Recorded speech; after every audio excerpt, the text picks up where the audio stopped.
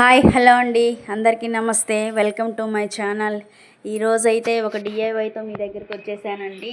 అది మా పాపకి ఒక టాపు షార్ట్ అయిపోయిందనమాట. అది తను యూజ్ చేయట్లేదు. దాన్ని ఉపయోగించి నేను ఒక మల్టీపర్పస్ బ్యాగ్ తయారు చేద్దామని ఇలా ఫిక్స్ అయిపోయాను. ఇది చేసుకోవటం వల్ల ఇదని డెకరేషన్ ఐటెంగా ఉంటుంది. ఇంకా మన వస్తువులు కూడా వేసుకొని అందులో దాచిపెట్టుకోవడానికి బాగుంటుందని ఇలా చేస్తున్నాను. ఈ మిర్రర్ దగ్గర వేస్ట్గా పడున్న దువ్వెనలు అవి వేసుకుందామని ఇలా ఆలోచించి చేస్తున్నానండి. దీనికోసం అయితే నేను ఫస్ట్ ఆ టాప్ని సమానంగా 4 ఫోల్డ్ చేసుకున్నాను. 4 ఫోల్డ్ చేసుకొని 10 ఇంచెస్ పొడవు, 8.5 ఇంచెస్ వెడల్పు వచ్చేలాగా కట్ చేసి పెట్టుకున్నాను. దానికి బారుగా క్లాత్ తీసుకోవాలండి. ఇవి 10 ఇంచెస్ తీసుకున్నాం కాబట్టి అవి ఒక 23-22 ఇంచెస్ తీసుకుంటే సరిపోతుంది. ఇవి అటాచ్ చేయడానికి సరిపోయేంత లెంత్ ఉంటే సరిపోతుంది. అవి పెట్టుకొని చూసుకోవాలన్నమాట క్లాత్ మీద. అలా పెట్టుకొని చూసుకున్నప్పుడు అవి ఎంతవరకు వస్తుంది, పైన మనకి ఎంత స్పేస్ ఉన్నది అనేది తెలిసిద్ది. ఇవి పౌంచెస్ లాగా చాలా బాగుంటుందండి వాడుకోవటానికి. దీంట్లో పెట్టుకున్నప్పుడు మనకి వస్తువులు దుమ్ము పట్టకుండా కూడా చాలా నీట్గా అనిపిస్తాయి. మనం కింద పెడితే ఎక్కడికక్కడ దుమ్ము పట్టి చికచికాకు అయిపోతుంటాయి కదా. దీనిలో పెట్టుకోవటం వల్ల మనకి అలాంటి ఇబ్బంది ఏం అనిపించదు. ఎప్పటికప్పుడు మనం తీసుకొని వాడుకొని మళ్ళీ దాంట్లో పెట్టేసుకోవచ్చు. ఇక దానికోసం అయితే నేను ఇలా కట్ చేసుకొని ఇలా సెట్ చేసి పెట్టుకున్నాను. ఇప్పుడైతే దీన్ని మిషన్ మీద స్టిచ్ చేసుకోవాలి. స్టిచ్ చేసుకోవడం కోసం దీని అడుగున స్టిఫ్గా ఉండటం కోసం ఒక ఫామ్ షీట్ అయితే తీసుకున్నానండి. నేను వేస్ట్గా వచ్చిన బాక్సులో, శారీ బాక్సులో ఉంటాయి కదా ఫామ్ షీట్స్, అవే 2 ఉంటే నా దగ్గర అవే వాడుతున్నాను. అవి వాడటం వల్ల మందంగా స్టిఫ్గా ఉంటుంది, అలాగే ఎక్కువ రోజులు మన్నిక వస్తుంది, బాగుంటుందండి, చూడటానికి కూడా బాగుంటుంది. అందుకే నేను ఫామ్ షీట్ కూడా యూజ్ చేశాను. ఇప్పుడు దీన్ని మిషన్ మీద స్టిచ్ చేస్తున్నాను చూడండి. ఇలా అడుగున ఒక 23 ఇంచెస్ క్లాత్ పీస్ వేసుకొని దానిపైన ఫామ్ షీటు 2 ఉంటే వాటిని జాయిన్ చేశానండి. మళ్ళీ దానిపైన మళ్ళీ లైనింగ్ క్లాత్ వేసుకోవాలి. క్లాత్ వేసి రెండింటిని కలిపి స్టిచ్చెస్ వేసుకోవాలి. దానికోసం అయితే ఫస్ట్ అయితే ఇలా హెచ్చు తగ్గులు లేకుండా ఇలా సెట్ చేసి పెట్టుకుంటున్నాను అనమాట. ఇలా సెట్ చేసి పెట్టుకోవటం వల్ల మా ఫామ్ షీట్ అనేది అటు ఇటు కదిలిపోకోకుండా స్టిఫ్గా అలా ఆగిపోతుంది. ఆ ఫామ్ షీట్ ఉన్నప్పుడు మనం పట్టుకున్నప్పుడు అది నుంచుండిపోతుంది, అటు ఇటు వంకర్లు పోకుండా పక్కకు జరగకోకుండా. అందుకని నేను ఫామ్ షీట్ యూజ్ చేశాను. మీ దగ్గర ఫామ్ షీట్ లేదు అని అంటే స్టిఫ్గా ఉండే అట్టముక్కలైనా వాడుకోవచ్చు. లేదు అని అంటే మందంగా ఉండే లైనింగ్ ఎక్స్ట్రా ఇంకొక క్లాత్ అయినా వేసుకొని కుట్టుకోవచ్చు. నా దగ్గర ఉంది కాబట్టి యూజ్ చేశాను. ఇలా పెట్టుకొని ఇలా ఒక సైడు అటు ఇటు కదులుకోకుండా ఆ ఫామ్ షీట్ మధ్యలో సెట్ చేసి పెట్టుకొని ఇలా ఒక సైడ్ నుంచి కుట్లు లాక్కొని రావాలండి. ఇలా లాక్కొని వచ్చిన తర్వాత చుట్టూరు అలాగనే వేసుకోవాలి. కానీ మధ్యలో ఫామ్ షీట్ కదలకోకుండా మాత్రానికి మనం కొంచెం జాగ్రత్త పడాలండి. మళ్ళీ అది కదిలిందంటే అది చూడటానికి నీట్గా అనిపించదు, ఎగుడు దిగుడు అనిపిస్తుంది. అందుకని దాన్ని సెట్ చేసి పెట్టుకుంటూనే ఇది కుట్లు వేసుకోవాలి. ఇక అలా నేను అలా 2 కలిపి అలా కుట్లు వేసుకుంటూ ఉన్నాను. ఇలా కుట్లు వేసుకున్న తర్వాత దీని చుట్టూరు పైపింగ్ చేద్దామని క్లాత్ తీసి సెట్ చేసి పెట్టాను. కానీ ఈ క్లాత్కి పైపింగ్ అంత సెట్ అవ్వట్లేదండి గోడులాగా వేద్దామంటే. అందుకని నార్మల్గానే ఫస్ట్ అయితే కుడుతున్నాను, తర్వాత ఏం చేద్దాం అనేది ఆలోచించుకోవచ్చులే అని ఇలా సైడ్లు అన్నీ కుట్టేసి జాయిన్ చేసేసుకుంటున్నాను.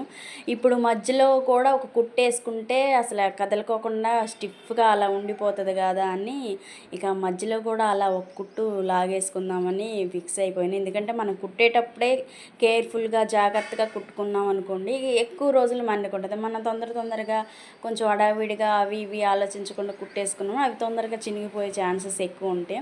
అందుకే నేను ఫామ్ షీట్ కూడా కదలకోకుండా ఇలా మధ్యలో స్టిఫ్గా అలా కుట్టు లాగేస్తున్నాను. అప్పుడు నేను 2 ఫామ్ షీట్లు జాయిన్ చేసాకండి, అది ఇది కూడా కలిపి అలా కూర్చుండిపోతుంది అనమాట. కానీ అలా కుట్టేసేయడం చాలా నీట్గా వచ్చిందండి. ఇలా కుట్టేసుకున్న తర్వాత దీనిపైన మనం కట్ చేసి పెట్టుకున్న పీసులు ఉంటాయి కదా, అవి జాయిన్ చేసుకోవాలి. అప్పుడు అవి పౌంచెస్ లాగా తయారవుతుందండి.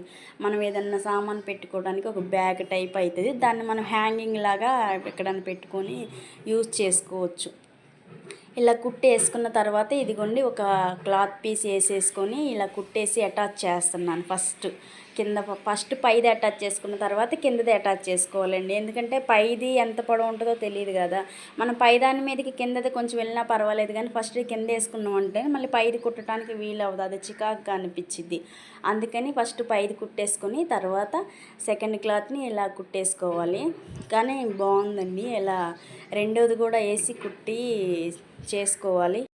ఇక ఇలా కుట్టుకున్న తర్వాత అయితే చుట్టూరు మళ్ళీ ఒకసారి సెకండ్ టైం కూడా కుట్లు వేసేసానండి. ఎందుకంటే కుట్లు గట్టిగా వేసుకుంటేనే మనకి మంచిగా ఎక్కువ మన్నికి వస్తుంది కదా అని ఇలా చుట్టూ టైట్గా ఒకసారి కుట్లు వేసుకున్న తర్వాత ఫస్ట్ లైట్ బ్లూ కలర్ తీసుకొని క్లాత్ గోడేసుకుందామని వన్ సైడ్ వేసానండి. కానీ అది వేసి చూశాక అది సెట్ కాలేదనిపించింది, చూడటానికి లాగా అనిపించింది, నాకే నచ్చలేదని మళ్ళీ దాని మీద సేమ్ మళ్ళీ ఇదే క్లాత్ తీసుకొని మనం చుట్టూరు బ్లౌజ్కి ఎలాగా చేతి పని చేసుకుంటామో అలాగా చేసేసుకున్నాను. ఇదిగో చూడండి, బ్లూ క్లాత్ అయితే అలా చికాగా కనిపించింది, నాకే నచ్చలేదు. అందుకే మళ్ళీ దీని కలర్ క్లాతే కట్ చేసుకొని బ్లౌజ్కి చేతి పని చేసుకున్నట్టు ఇలా చుట్టూరు నీట్గా అలా కుట్టేసుకున్నాను. అట్లా కుట్టుకుంటే దారాలు పోగులు బయటికి కనిపించకుండా బాగుంటుంది, చూడటానికి అందంగా అనిపించిద్దని అలా కుట్టేసుకున్నానండి. దీనికి పైన తగిలించుకోవటం కోసమని ఒక థ్రెడ్ కూడా తయారు చేసుకోవాలండి, ఎందుకంటే హ్యాంగింగ్ లాగా తగిలించుకోవాలి కదా. దానికోసం అయితే ఆ బ్లూ కలర్ క్లాత్తో హ్యాంగింగ్ లాగా తయారు చేశాను. అదే లంగా బందులు కుట్టుకుంటారు కదా, అలా చిన్నగా థ్రెడ్ లాగా కుట్టేసి దీనికి అటాచ్ చేశాను అనమాట. ఇప్పుడైతే ఈ సైడ్లు కుట్టేటప్పుడు మాత్రానికి కొంచెం ఫామ్ షీట్ మందంగా ఉండటం వల్ల చాలా ఇబ్బంది అనిపించిందండి. మిషన్ కూడా కొంచెం దిగబడలేదు, అందుకే కొంచెం కష్టం అయిపోయింది. కానీ మొత్తం కుట్టేశాక సెట్ అయిందిలేండి, ఓకే బాగుంది అనిపించింది.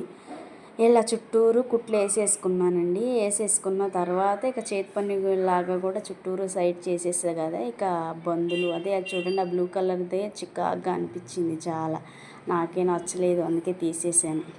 హ్యాంగింగ్ నేను ఆల్రెడీ అది వరకు ఒకసారి వాడానండి. అది మా ఆయన షూటింగ్లో తెస్తే వాడి కొన్ని రోజులు అయిన తర్వాత, అది చాలా రోజులు అయిన తర్వాత పాత పడుతుందండి, పడేశాను. దాన్ని నేనే ఇంట్లోనే ప్రిపేర్ చేద్దామని ఆలోచించి ఇలా తయారు చేశానండి. కానీ యూజ్ అనిపించింది. కొన్ని మనం అన్నీ బయట నుంచి కొనుక్కురావటం కాకుండా ఇలా ఇంట్లో చేస్తే చాలా బాగుంటుందండి, చూడటానికి కూడా చాలా బాగుంది. ఆ పైన బ్లూ కలర్ డిజైన్ రావటం వల్ల కూడా చాలా అందంగా ఉందండి. ఇదిగోండి మొత్తం రెడీ చేసి తగిలించిన తర్వాత ఎలా అనిపించిందండి.